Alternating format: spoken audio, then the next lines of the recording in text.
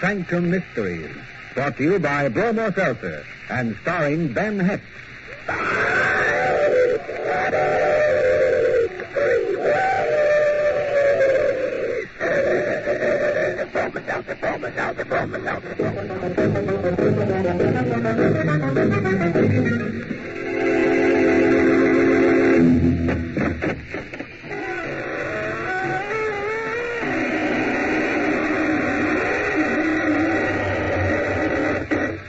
Good evening, friends of the Inner Sanctum. This is your host, inviting you in through the squeaking door. Come in, won't you? We're having a gala affair tonight, a grand premiere at the downtown mausoleum. And anybody who is anybody will be there. Yes, it's formal, of course, but you don't have to wear evening clothes. You can come in morning. But do come early. We're having a few people in to die for us, and you mustn't miss the opening kickoff.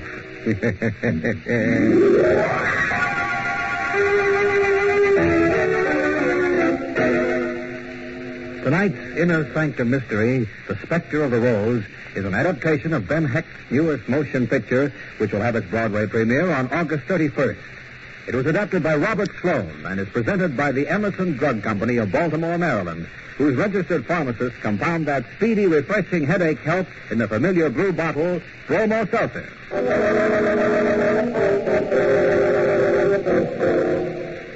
This is your host, ready with tonight's story. It's all about a ballet dancer who made a woman's heart pirouette and kept a detective on his toes. Our guest tonight is only a student of the ballet, but at telling stories, he has no master. So here is The Spectre of the Rose, and its author, Ben Hecht. People like Andrew Fanning were born with one foot in heaven. The grace, the charm, the effortless majesty of his movements were learned, perhaps, but never really studied. To him, the ballet was like food or sleep, a normal function of the body, an inseparable part of the soul. And when Andre danced in the theater, ushers watched. Stage hands stood by in the wings and stared. Even the manager of the company applauded as the last act curtain fell. Bravo, Andre. Bravo, you were magnificent. Don't be an old goat, Polikoff. Every night it's the same performance. No, but tonight it was even more the same. Already they're calling me Nijinsky. That's Madame Lascelles. He's right, Andre. We've been standing tonight. Listen to that hand they're giving you. It's for you, Madame. You're in the Spectre of the Rose. Oh. I'm just a puppet who brings your dancers to life. Ah, you're a fool. Go out there, take another call. No more calls without Nina. My wife is entitled to some of this glory. She's danced her heart out tonight. Find her, go before the curtain. Nina, where are you? We're going to take a call together. Where is she, Lascelles, in her dressing room? No, she hasn't come off the stage. Maybe one of the girls knows where she is. Good heavens. What's wrong? Oh, who cares? One of the girls saw Mouse. Don't be a fool, Polikoff. It's that little one, Heidi. Something must have happened. Quick, Andre. Come. Mr. Sunny. Mr. Sunny. Here, what's the matter? Your wife, Mr. Sunny, look. She's so still. Nina. I tried to wake her up, but... Nina, my darling. Speak to me. It's no use, Andre. Don't touch her. She's dead. No, I can't believe it. She died right here on the stage, Andre. On the stage? In the costume of a rose.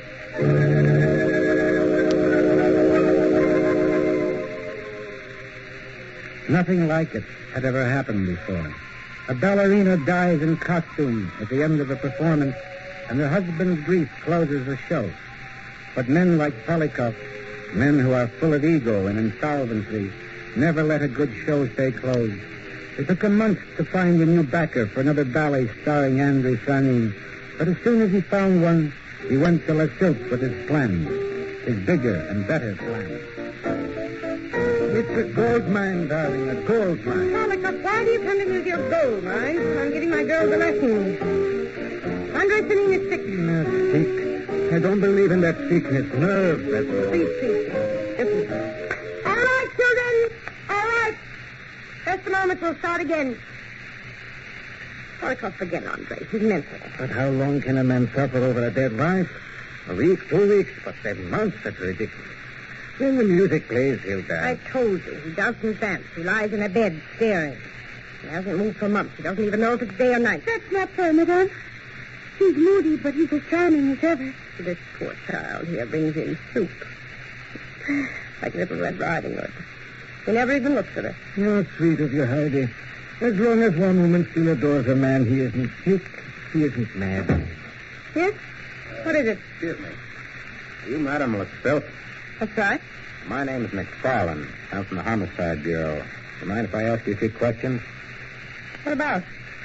About a dancer you know called Andre Sanin. You know where I can find him?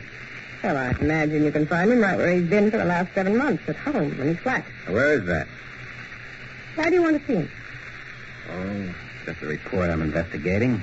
You know how the police are. We never really close our books on a case. What books? What are you talking about? Well, to be perfectly frank, mister, Sanin seems to have been making some peculiar statements about his wife. And I'm not altogether sure they aren't true. What has he said? That his wife was murdered. Murdered? Yeah. That's why I'd like to talk to him. Get some of these statements firsthand. This is foolish, officer. He's sick. It's his sickness makes him say things like Just that. the same, I want to talk to him. But you can't, not while he's in this condition. I wouldn't think of letting you speak to him now. I'm afraid you'll have to, young lady. Why? Who did he say murdered his wife? That's just it. He said he did it himself.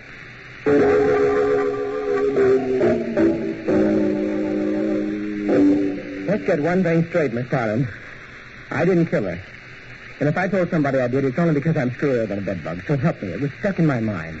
What was stuck, Mr. Sanin? The idea that I'd killed her that night on the stage. It's sort of a dream. Andre? It's all right, Heidi. I can talk about it. Go ahead, Mr. Sanin. Talk. Well, it's like I was telling you before. I get these dreams. Daydreams, you might call them. Oh, they're real to me.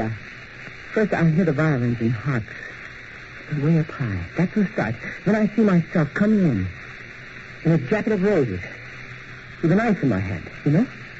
No, I don't. Is this one of the characters that you play on the stage? That's it. It's a dance called the Spectre of the Rose. Only you don't really carry a knife. It's only in the dream. You see what I mean? The dream's all mixed up. Well, you're a little mixed up, too, aren't you? No, not anymore. No, it's only in the dream that I killed her.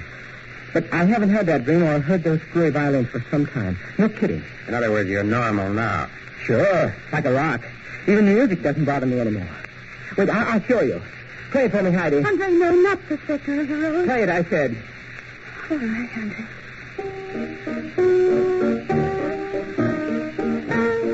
You see, I've graduated. It's nothing but a waltz to me now. I take it back about being screwy, Miss Farland. Do you mind? I've been working in this room with that tune chasing me up and down the walls. It's just a waltz to me now. Just a waltz. Ladies, gentlemen, this is an historic moment. We're witnessing the comeback of a genius. It is a comeback for me, Polikoff. I'll dance again. Of course you'll dance. We'll build the entire ballet season around you, scenery by Kropotkin, a full orchestra. You can do your own choreography like you always wanted. Bravo. Salvation. Andre, be careful. Oh, Angel. Little angel that heaven has sent to nurse me back to health. I'm well again. And you have made me so. But, you're beautiful, darling. And I want you to dance with me. Don't you understand? You shall be my ballerina. Andre? Do you mean that, Andre? You want me to be your ballerina? Of course, my darling. Together we shall dance the Spectre of the Rose.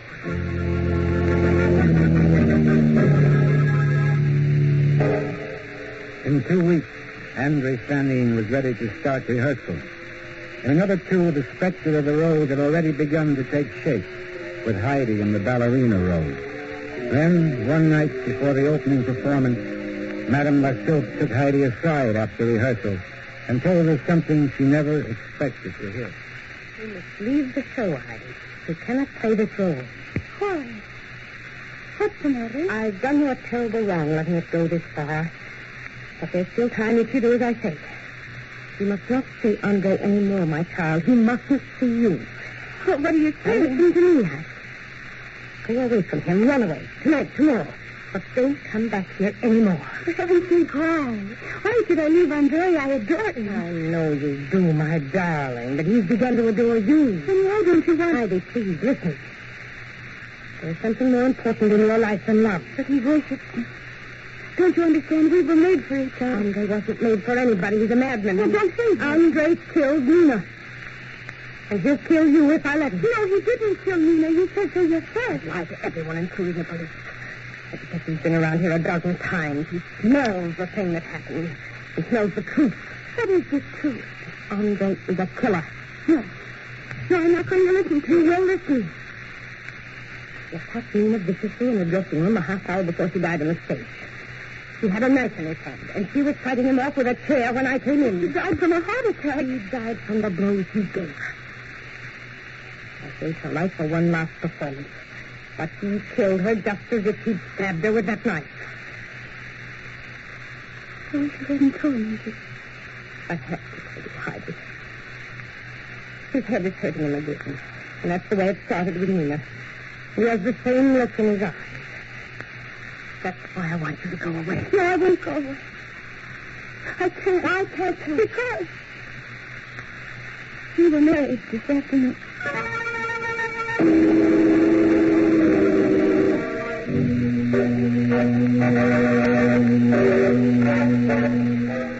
No, Andre, please put me down. Oh, but I insist, darling. Man has a right to carry his bride across the threshold, even a warped one like this. There, now I can let you down. Oh, you're so sweet, my dear. Sweetness is infectious, Angel. I kept it all from you. And when I take it... What's the matter? The music. I don't hear anything. You can make it go away. Hold me. Hold me tight. Tight, Angel. I love you, Andre. I'll always be with you whenever you need me. I need your sweetness so much. Yeah? Forever. I'll never harm you, Heidi. Believe me. I'll never hurt you. No matter what happens. Oh, don't talk like that, darling. It frightens me. Don't be frightened. I just want you to know this.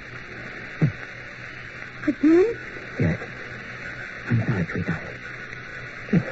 That music. It sounds like devil's screech. Oh, no, please, what can I do? Nothing. That music is for me. Please let him dance. Go on, The phantom. The man with the knife. Can't you see him? No. He's coming. Closer.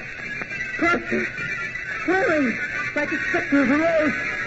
Here he comes, darling. Look out for the knife.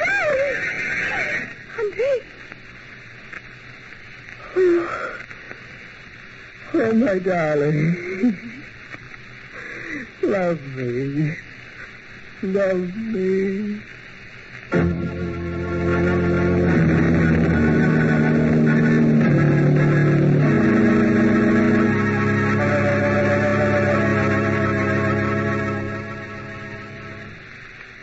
Do you know that the experts in radio have a way of telling how many people listen to a program? When they figure this out, the program gets what's called a rating. If last week's audience is any indication, many millions are listening tonight to Inner Sanctum. Yes, Inner Sanctum is a top-rating show. And among those millions of people, it's a sure bet that some of them are going to have a headache tomorrow or Wednesday or the next day. And when that happens, many of them have a product on hand that gets a top rating for headache help. It comes in a blue bottle. It fights headaches 3 ways. Yes, it's Bromo Seltzer, the headache help that millions know because of the fast relief it brings. Fast relief not only from a headache itself, but also from the stomach upset and jittery nerves that may go along with a headache. And Bromo Seltzer also rates high, Mr. Weed, because it's such a pleasant way of combating a headache. Why, Bromo Seltzer is so nice and refreshing, there's nothing I'd rather take for a headache. That's what modern folks everywhere say. So remember, friends, Bromo Seltzer is at your druggist, fountain, and counter. And next time you have a headache, get fast relief from that headache grief. Take refreshing... Bromo Seltzer, Bromo Seltzer, Bromo Seltzer.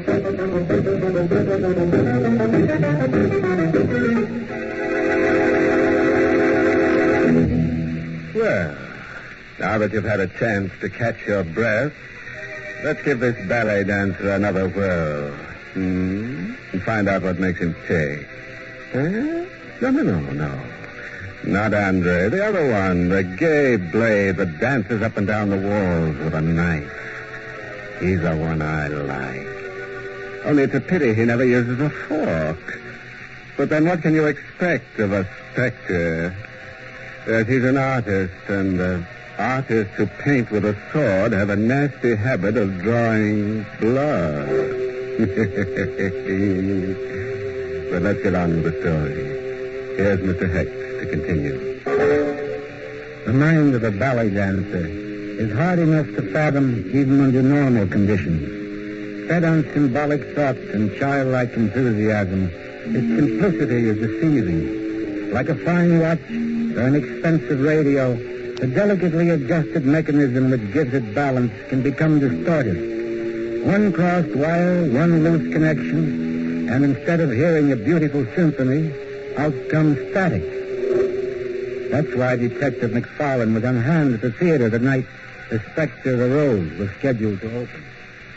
Now, don't get excited, Lutzelf. I'm not here to arrest anybody. I just got a hunch that something might happen. What? Don't you know? That guy went crazy last time he danced. Loonies like him have a way of repeating themselves. Will you kindly not add to our burden? I've explained about Nina's death 1,000 times. That's the trouble. A normal death needs only one explanation. But 1,000 aren't enough when it's a case of murder. Sir, please! Stop your fighting up there! Don't give me that, Lutzelf. That scream wasn't upstairs. It was right down here in Andre's stunning room. Open up. Open this door. Open up, Ralph. What's there? Andre! Heidi, what's wrong in there? Huh? What? Who's making all the noise? Never mind about that. What's going on here? Nothing. I was asleep. Somebody screamed in here. Where is she? Who? What are you talking about? Your wife. Where is she? She's lying down, resting. We always rest before a performance. You wanted to see me, officer? Oh. Yeah. Thought something might have happened. I heard a scream here. And... No, nothing's happened. My husband and I were quarreling. I screamed. I couldn't help it. Please leave us alone. Not so fast. You look a little pale to me. Are you all right? Of course I am. Wouldn't I tell you if I weren't? I don't know. Now, listen, will you? I know this isn't very pretty, but everything is all right. After the show, you can hit me on the head if you want to, but right now, you've got to leave us alone. We're dancing tonight. He's right, McFarlane. Leave him alone. Okay. I won't bother you anymore, Sonny. But I'll be standing right outside the door. Fair enough. Oh, darling. What did I do to you, darling? No, nothing. I struck you, didn't I, Angel? I struck you with my fist. Please, Andre. Who struck you? Him, that whirling devil. I thought I was watching him, but it was me. I'm the one who... No, darling, no, I love you, Andre. Did you hear me? I love you, Andre. I'm no good, Heidi. Just a lot of muscles that can dance. The rest of me is rubbish, broken glass, and No, don't talk now, please. Don't even think. How can I not think, Echo? What I've done? Heidi, your shoulder. It's bleeding. No, don't look, Andre. It's only a scratch. It's not. It's deep. It's a cut. I can fix it. I did that too, didn't I? I cut you with the knife. No, there wasn't a knife. Don't lie to me, Heidi. There was. I tried to kill you. It was an accident. I fell against the glass. Can't you see the edge of it is sharp? And I fell... I'm sorry. I tried to hide it from you in my rope. The knife. The knife I held in my hand. It wasn't you. Take it, Heidi. Take it and plunge it into my heart with love. No, never. Angel, you must kill me before I kill you. Officer! Officer! All right, Hurry, darling. Tonight you must dance.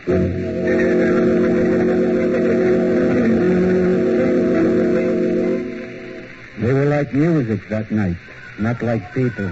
Like music floating through the air like resonant notes echoing down a corridor. When the curtain fell, the ovation was tremendous. Heidi and Fanning were an overnight sensation, and the Spectre of the Rose was only the first of their triumphs.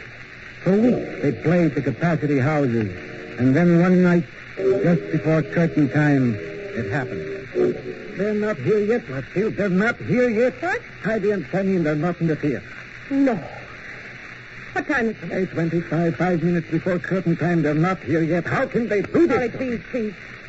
Have they called up or anything? Nothing. They haven't called. The phone in their apartment doesn't answer. Henry's been calling them for 20 minutes. Where is Henry? Here, ma'am. What can I do? Bring him again? No, Henry. Go over there right away. Something must have happened. You'd better tell the audience telecost they're not coming. How do you know? They're not coming, I tell you. Wait a minute. Where are you going? I'm going to call the police.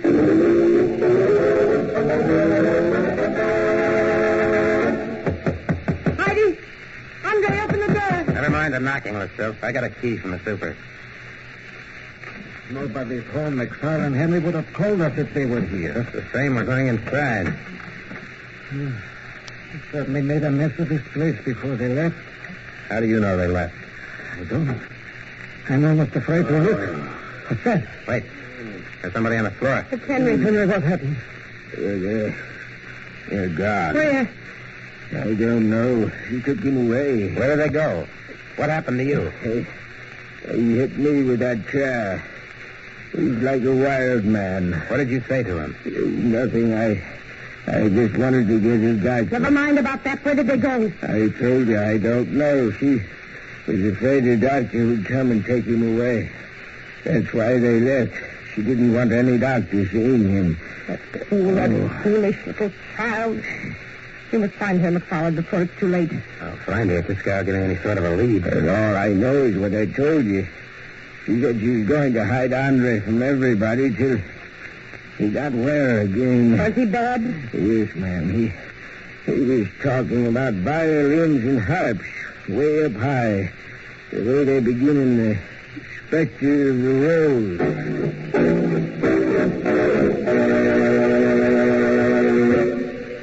Andre was bad. For 3 days and 3 nights in the stuffy hotel room where Heidi had hidden him, he tossed and turned over in his bed like a man with tropical fever. And all the while, the demons sang in his head. On the 4th night, Heidi went out for some food. When she came back, Andre was very still on the bed.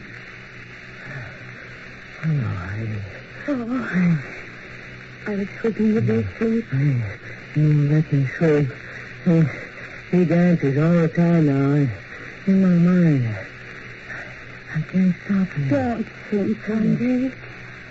Here, I brought you some rolls and milk. I'm not hungry. Oh, you must be hungry, darling. You haven't eaten for 3 days. You were gone just now. Why did you get some milk? Why didn't you stay? And leave you here alone? I'm not alone. He's here. He's always here. Poor Andre. I'm feeling so much better this afternoon. I thought you were well again. Go away, Please. There's still time. Darling, if you could only sleep. If I could only get you some pills, but they won't give them to me without a doctor's prescription. You'll call the doctor? Yes, if you know. No, I wouldn't call anybody. I love you, Andre. I'll make you well again. The way I did before. You mustn't take your eyes off me. I won't, Andre. Oh, you have to sleep. Don't be afraid. I can stay awake. I did it for 3 nights. I can do it some more. I hate you, Heidi. Andre. I'm a dancer, not a crazy man lying on the bed. I'm a dancer. I dance. Andre, please. I haven't the strength to make you rest. I really want to rest. The music is in my ears. Oh, darling, don't. I can't hold you anymore. Hold him. Tell him to stop. There's no one here. Please, I tell you, he won't let me alone. Please put that milk bottle down. It's no use. I can't stop him. He climbs the wall, drifts through the air, always smiling. Because he wants to see my face. You hear, Heidi? He wants to change places with me. Heidi. No. No, I'm not asleep. I just couldn't keep my eyes open. I've got to lie down. No. No, please, I'm tired. I can't keep awake anymore. I've got to sleep. Yes, Nina. Sleep. Sleep, my dear. And I will dance for you. Darling. I warned you to stay away, Nina. Oh, Nina. We're changing places. No. Where are you? I can't see you. Look, I'm here. I'm you, Andre. Here. Take up the knife and dance. You must dance, Andre. Yes. The Spectre of the Rose. For you, Nina. For you, Nina. The dance where you die. While the rose spins around with a knife. My kill, Nina. I come to the stage. I leave. I turn. I A pirouette! A pirouette! A pirouette!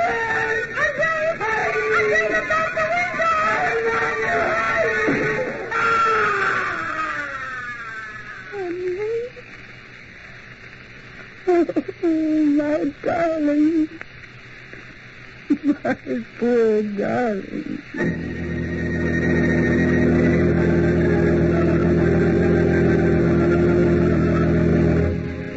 Well, this is your old choreographer, and let that be a lesson to all you whirling dervishes. If you must commit a murder, don't wind up like a top.